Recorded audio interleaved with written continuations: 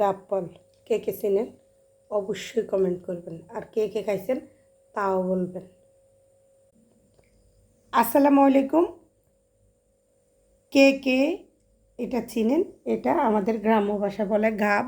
এই যে পাকা গাব, গাছ পাকা। তো তাকে কাটতে পারতেছে না, যেহেতু এগুলো একটু শক্ত,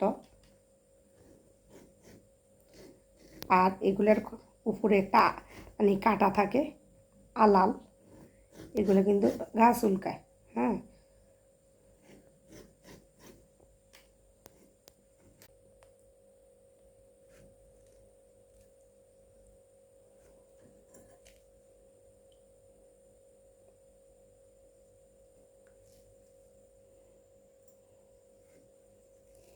বছরের একটা ফল।